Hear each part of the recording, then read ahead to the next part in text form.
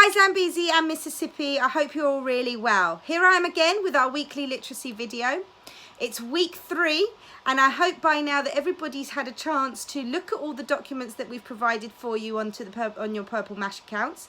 I'd like to say a big thank you and a massive well done to those children that have uploaded work already into their Purple Mash folders. Mr. Farrow and I are looking at them daily. We're really impressed by the level of work that has been coming in, the amount of writing that's been happening, the questions that have been answered, exploring the text and the images in a lot of detail.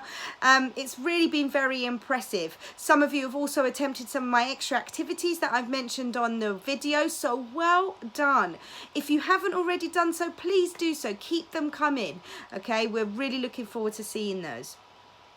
This week we're going to be looking at a text called Fox by Margaret Wilde and Ron Brooks. It follows a very similar format, the same as the formats that you've seen already. So 5 activities with 1 to do on each day of the week. I will give you 1 or 2 extra activities, but there's a lot in this document this time, and so I'm only going to give you a couple more extra activities for you to do. Let's have a look first at the document. Here is the extract that you have to read, so I'm going to read through it with you. Through the charred forest, over his hot ash, runs dog with a bird clamped in his big gentle mouth.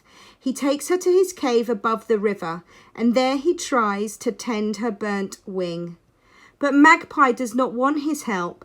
I will never again be able to fly, she whispers. I know, says Dog. He is silent for a moment. Then he says, I am blind in one eye, but life is still good. An eye is nothing, says Magpie. How would you feel if you couldn't run? Dog does not answer. Magpie drags her body into the shadow of the rocks until she feels herself melting into blackness. Okay, so that was the extracts from the document that is on your Purple Mash accounts. On day 1, it's really important that you read that again to yourselves. Listen to me reading it too. In fact, I would suggest you read that extract on a daily basis so that you can remind yourself of the text. And on day 1, I'd like you to answer those questions in full sentences. There are questions that go with it which explores the extract. Questions like thinking about Dog and Magpie, thinking about their conversation. What do you think about them? Where is it set? Where's your evidence? Every time you answer a question, think about whether you can provide some evidence to go with it, especially if you're predicting some answers or using your own opinions. On day 2, we'd like you to illustrate it. So once again, read the extract to yourselves. You can listen to me reading it again and think about drawing what you see in your imagination from reading the text. You could use shades, shading, objects, and as an extra activity we'd like you to think about maybe putting in some dialogue in there from Dog and Magpie. Also, I'd like you to think back to when we do mind maps in class. I'd like you to treat it as a mind map where you put lots of information about what you find out all around your illustration. So use some keywords, some phrases. They could be from the extract, they could be from your own ideas, and really fill up your illustration with ideas about the text. On day 3, again, I would start the day with reading the extract once again to yourselves, and then there is an illustration for you to look at on day 3. Look at that illustration and answer those questions that come with it in full sentences.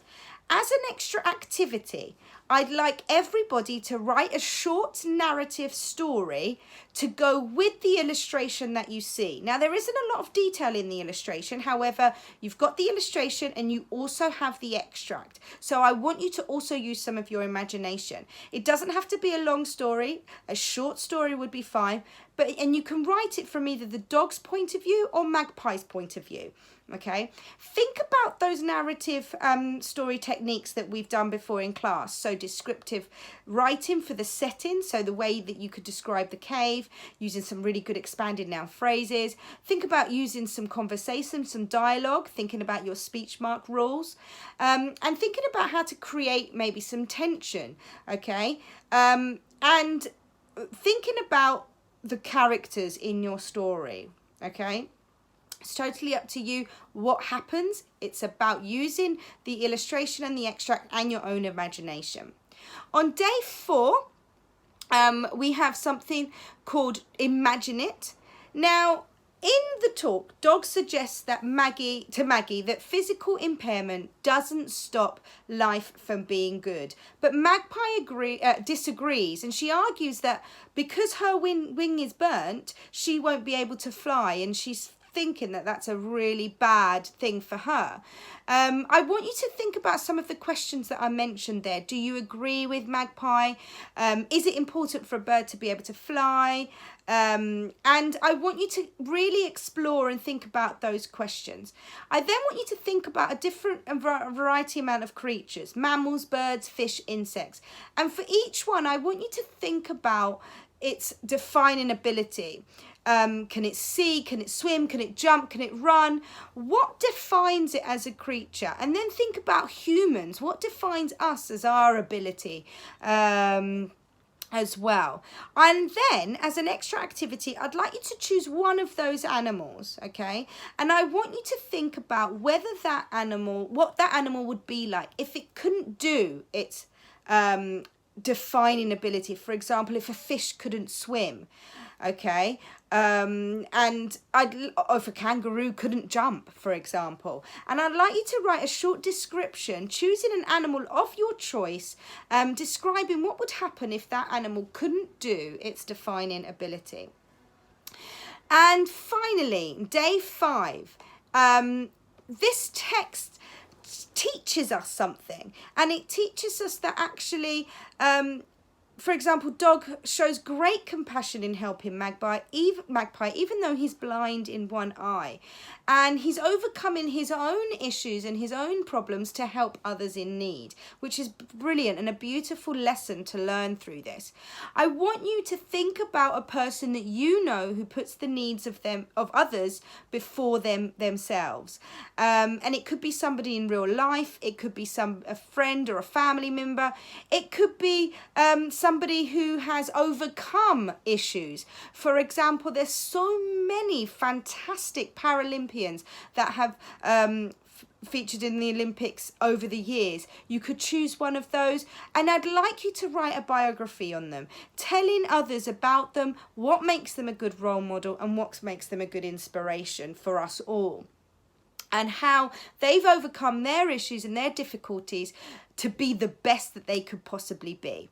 Okay, and I look forward to seeing your work. Remember, I'd like 2 pieces of work uploaded. One definitely has to be a write-in piece. I'd like you all to try the slightly longer write-in activities that I've given you in this video.